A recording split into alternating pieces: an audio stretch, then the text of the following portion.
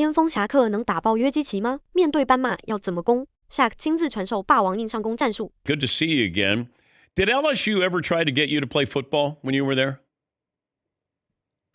No, they did not. I wanted to because you know the story. You heard the story. I started off as a football player. I was a tight end and nose guard. I actually love football because I love inflicting pain on people.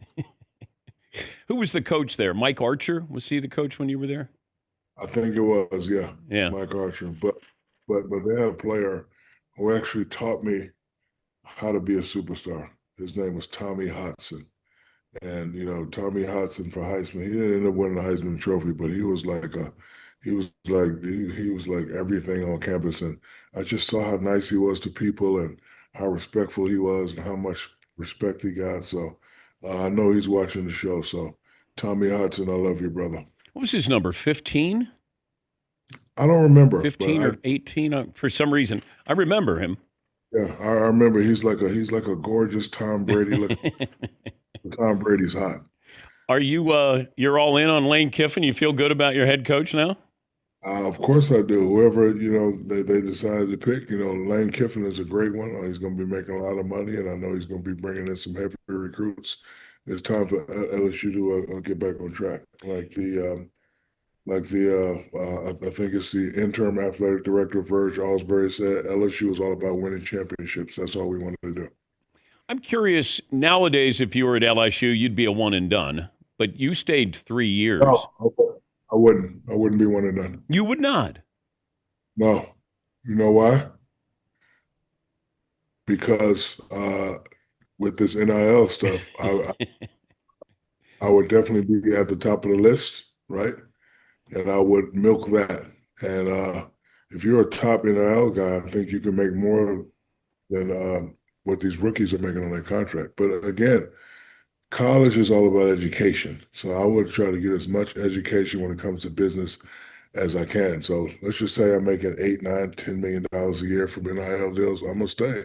That's $30 million right there. I'm gonna have $30 million in the bank, and I'm gonna have the knowledge of what to do with this $30 million. I'm gonna have business acumen, and I'm gonna know everything about the NBA, and I'm gonna be very fundamentally sound. I would never be one and done. I would actually take advantage of the educational system. Everybody always talks about money, but if you're getting NIL money, why go to the NBA and become a professional and then, get money, get less money? Who knows? Why haven't you bought a professional sports team yet? I'm working on it, brother. What? I would love to. What sport? NBA. Okay. In a perfect world, I would love to be part of the Orlando Magic or the Miami Heat. In a perfect world. What do you think you would want to be the sole owner or just buy into it? Oh, no, never the sole owner. Just, limited partner. No, I would love to have that conversation. Couple of random questions here. The All-Star format, what do you think? I haven't been paying attention to it. Daniel Eugene Patrick, can you enlighten me? Okay, but if you have the world against the United States. I like it. Okay. I like it. And I think they should add a big monetary reward at the end. Yeah, I'd be fine with that. I want to know if the guys want to play. Like if they want to compete. And if they don't, then they should not try to fool us. But I think the, non-Americans, European players are going to be playing for pride as well to say, the 5 best players in the sport are from outside the United States right now. And I agree with you. And if I was in charge, I would make it to where they would definitely have to compete. I put a $2 million prize at the end. The loser gets nothing, and a big old trophy and big old rings and bragging rights. And here, do you want the Europeans saying they're the best in the world, or you want the Americans saying they're the best in the world? If not, prove it here during All-Star Weekend. If I was in charge, I would have this game cracking. Give me the game plan against Joker if you played against him. Every time he shot a 3, run by him, post up in the lane, have him and his whole team complain about 3 seconds. I wasn't a good pick and roll defender, so he would definitely get open off the pick and roll because Jamal Murray coming off the pick and roll, I would have to help deficient those guys, and they throw back to him. He will probably get every shot he wants. Now, the question is he going to guard me one-on-one, or are they going to double down with Aaron Gordon? But every time he shot a three, hopefully he missed, I'm just going to run right by him. And now, and you know, my game plan will be to win the jump ball and try to get him to two quick fouls. But again, I'm not a good pick and roll defender, so he'll definitely get his shot. He'll definitely get his points. But the question is, what are you going to do with me on the other end? Well, the same thing with Wemby. What would be your game plan with Wemby? You have to back him under the rim and just throw it down in his face. The jump hooks is not. It's similar to Dikembe. Jump hooks and Yao Ming. The little jump hooks, the little cutesy, footsie move by the basket. It was not going to work. You have to dunk on him and try to, intimidate him. He is much lighter than I, so I know I can get to my spot and turn with the elbows up and get him off balance a little bit and then try to quick dunk him. But on the other end, I probably have no answer for him because I'm not known for defense. So, I don't know why people always try to make defense. I'm not known for stopping people. And guess what? People are not known for stopping me either. So it'll be,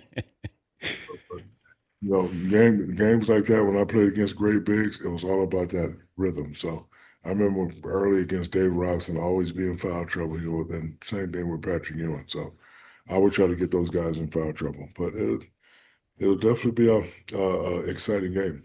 Why do you only have one MVP? I don't know. I have no idea. Like I argue with Charles all the time. What's the criteria? When you say most valuable player, I always thought it as an individual, as a single player. Is it built on team success? I don't like. We need a national MVP, NBA criteria on what it takes to be MVP. So there's no questions asked at the end. Like, oh, he should have got it. He should have got it. Well, this guy meets all the criteria, whatever the criteria is to become MVP. Does the MVP ever come up in conversation when you're around Steve Nash? No, not at all. Is that a good thing? And listen, Steve was a phenomenal player. He was a great player. And, in this thing that we have, and you're a part of this thing, certain things happen. So they said, whoever they may be, said he was two-time MVP over me. I have to accept that and live with it. I joke about it every now and then, but Steve was a MVP caliber, and he was a person. Steve was much-watched TV. We're talking to Shaquille O'Neal. It's the Shaq Funhouse presented by Credit One Bank. So this is going to be at the Super Bowl. This is going to be in San Francisco's historic Cow Palace. So you got T-Pain, Tiesto, Disco Lines, and you, DJ Diesel. And my son, Miles O'Neal, he's actually a great DJ. This will be, for the 8th year in a row, the #1 party at Super Bowl. Dan, you've been at Super Bowl where people just stand around and talk and drink cocktails. Well, this is, like you said, presented by Credit One Bank. We got carnival rides. We got food. We got refreshments. We got DJs. It's going to be a great time. And I started this thing 8 years ago and was very nervous about how it was going to go. It went very well.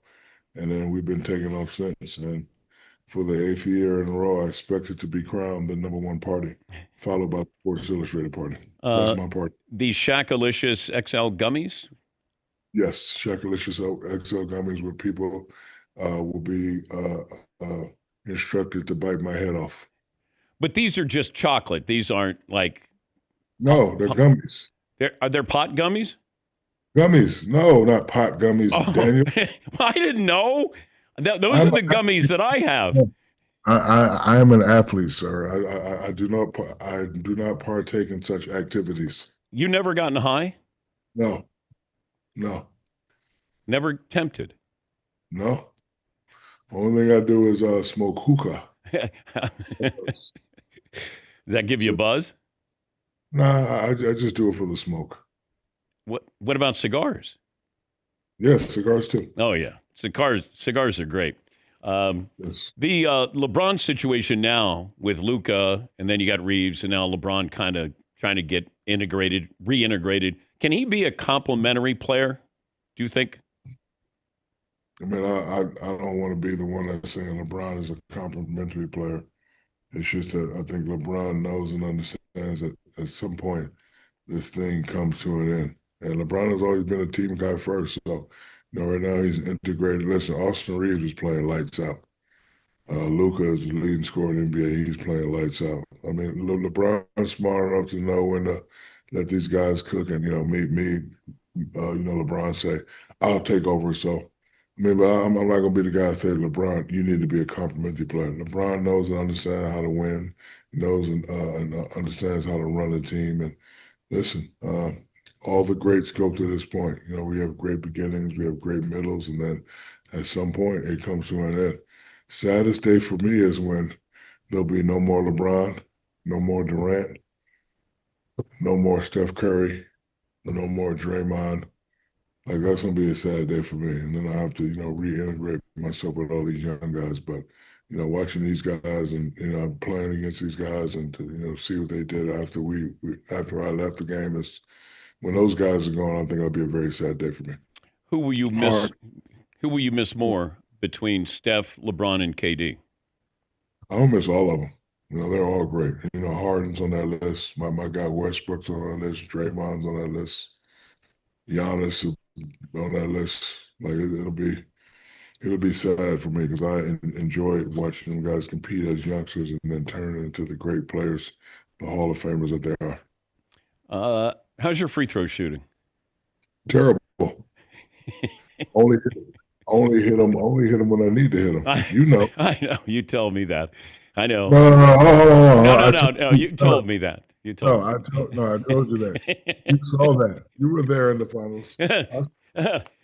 I don't miss, though. I mean, people were surprised when you made. They're surprised when I miss. That's the difference. Okay. I hear you. Are you challenging me, Daniel? I'll make 8 out of 10 blindfolded.